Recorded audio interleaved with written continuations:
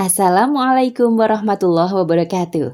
Ensiklopedia Al-Fatih kembali ke hadapan Anda untuk berbagi info Islami. Semoga menginspirasi aktivitas Anda hari ini. Dan jangan lupa klik tombol subscribe dan aktifkan notifikasi tombol lonceng agar tidak tertinggal berita terbaru dari Ensiklopedia Al-Fatih. Apakah yang Anda pikirkan ketika melihat lukisan Ayyuba Sulaiman Diallo di atas? Sepintas ini tampak seperti lukisan yang biasa-biasa saja, sebagaimana lukisan-lukisan dari Inggris pada masa itu. Namun pada abad ke-18, sesungguhnya lukisan Ayyuba ini adalah sesuatu yang luar biasa. Sebagaimana telah disebut di dalam artikel sebelumnya, Ayyuba menjadi benar-benar terkenal di Inggris setelah orang-orang membaca kisahnya. Dan kepopuleran Ayyuba kemudian mengundang perhatian dari pelukis Inggris ternama pada waktu itu, William Hoare. Sekitar tahun 1707 hingga 12 Desember 1792, atau biasa disebut William Hoare of Bath. Pada masa-masa perbudakan di Eropa, banyak beredar lukisan-lukisan yang menggambarkan para budak. Namun di dalamnya mereka bukan objek utama dari lukisan itu. Umumnya para budak itu digambarkan sebagai pelayan pribadi para raja, bangsawan, atau orang-orang tertentu yang digambarkan sebagai sosok yang unggul atau istimewa. Di dalam versi lain yang lebih kasar, budak-budak itu malahan seringkali digambarkan dengan cara-cara rasialis dan direndahkan. Wajah mereka digambarkan begitu hitam dengan garis wajah yang berlebihan dan ditampilkan begitu buruk. Misalnya gigi mereka bergerigi dan dengan sorot mata tajam yang keji. Berbeda dengan pelukis-pelukis lainnya, adalah William Hoare yang tertarik untuk melukis Ayyuba. Dia mendatangi dan mendekati Ayyuba, mengatakan bahwa dia ingin melukis sosok Ayyuba. Ayyuba bersedia untuk dilukis olehnya, namun dengan suatu syarat. Lukisan Ayyuba selesai dibuat di London pada tahun 1733. Di dalamnya Ayyuba digambarkan mengenakan pulau mewah, bobo putih, berambut panjang dan bersorban putih, dan di lehernya menggantung sebuah talisman. Atau berdasarkan sumber lain, dikatakan bahwa yang menggantung di lehernya itu bukanlah talisman, melainkan salinan Al-Quran yang ditulisnya sendiri. Namun apa yang sebenarnya dikenakan Ayyuba pada saat lukisan itu dibuat bukanlah seperti demikian. Tidak diketahui pakaian apa yang dia kenakan pada waktu itu. Yang mengetahui hanya Ayyuba dan William Hoare. Suatu hal yang diketahui, Ayyuba bersikeras dan meminta William melukisnya dengan mengenakan pakaian tradisional sukunya. Lukisan wajah William Hoare yang dibuat oleh dirinya sendiri.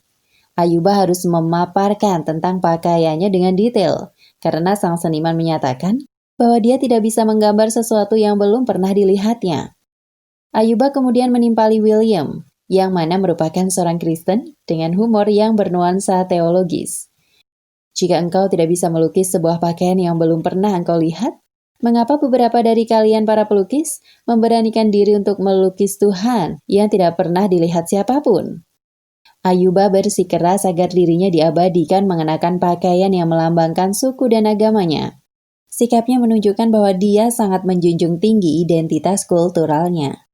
Setelah selesai dibuat, orang-orang menyebut lukisan tersebut dengan nama The Fortunate Slave, budak yang beruntung. Dan lukisan tersebut dianggap sebagai lukisan pertama orang kulit hitam yang digambarkan dengan posisi terhormat dan berkelas. Dan bagi William Hoare sendiri, tampaknya lukisan itu adalah satu-satunya yang objeknya berkulit hitam. Dan 175 karyanya pada masa kini yang sempat dilelang, Ayyuba adalah satu-satunya yang berkulit hitam. Pada tahun 2009, lukisan Ayyuba yang sebelumnya sempat hilang dari pandangan publik, muncul kembali dalam sebuah acara lelang di Balai Lelang Christie. Lukisan itu dilelang dari kepemilikan pribadi. Lukisan itu lalu dibeli dengan harga tertinggi senilai 554.937 euro atau sekitar 10 miliar rupiah.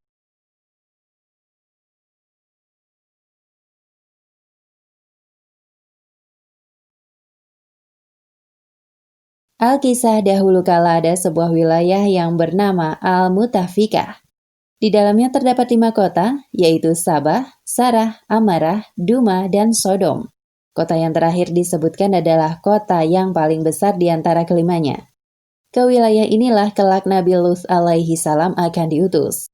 Penduduk di negeri ini dikenal ulet, pekerja keras, guyup, dan suka bergotong royong. Hingga suatu waktu terjadilah sebuah peristiwa yang akan mengubah takdir mereka selama-lamanya. Nabi Lut alaihi salam termasuk kaum yang banyak dikarunia kelebihan. Mereka suka bersatu dan bergotong royong, dan biasa berangkat kerja bersama-sama, meninggalkan istri dan anak-anak mereka di rumah. Iblis tidak menyukai hal itu, dan banyak upaya yang telah dilakukannya. Namun kurang berhasil. Sungguh sulit menyesatkan kaum yang suka persatuan. Akhirnya dia mendapatkan ide. Setiap kali mereka pulang kerja, hasil pekerjaan mereka dirusak dan dihancurkan oleh iblis. Esok harinya mereka bertanya-tanya, siapa gerangan yang merusak pekerjaan mereka, membuat hari kemarin menjadi sia-sia dan memperlambat produksi. Kerja mereka menjadi tidak efektif. Mereka kesal sekali, sehingga mereka bersepakat bahwa jika pelakunya tertangkap, dia akan dijatuhkan hukuman berat. Pada hari-hari berikutnya, iblis menjelmakan dirinya menjadi seorang anak muda yang manis dan menawan sekali tampaknya. Ketika kaum Lut pergi kerja keesokan harinya, mereka melihat anak itu, dan menyadari bahwa anak itulah pelakunya. Maka langsung saja mereka mengejar dan menangkapnya. Dan setelah anak itu mengakui perbuatannya, mereka menjatuhinya hukuman mati. Sambil pikir-pikir lebih jauh, mungkin supaya ketahuan siapa orang tua atau kerabatnya, atau supaya diadili lebih dahulu, mereka memutuskan untuk mengurung anak itu dan menggilir orang untuk menjaganya. Malam itu juga, ketika sudah memasuki waktu tidur, anak itu pura-pura sedih dan berteriak meratap. Karena terganggu dan mulai merasa kasihan, si penjaga menghampirinya sembari bertanya, "Ada apa denganmu?" "Ayahku selalu memelukku saat aku hendak tidur," jawabnya. Si penjaga menjadi tidak tega. Akhirnya dia berkata, "Ya sudah, sini, kupeluk."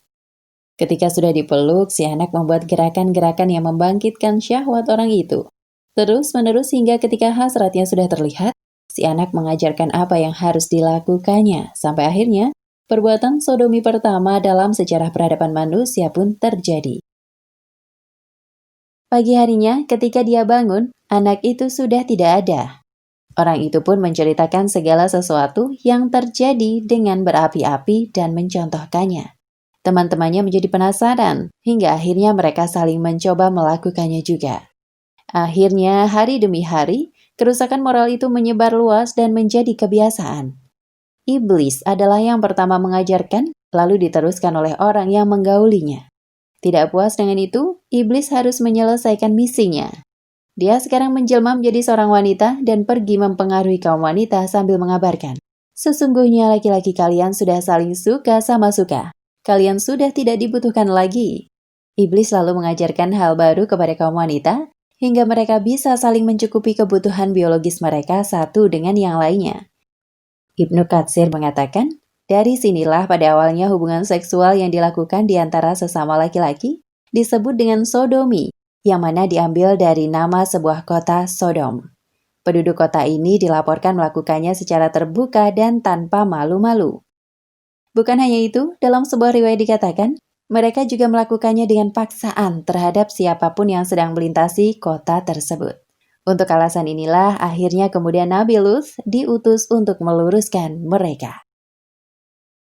Nah, pemirsa Ensiklopedia Al-Fatih, sampai di sini perjumpaan kita kali ini. Semoga menginspirasi.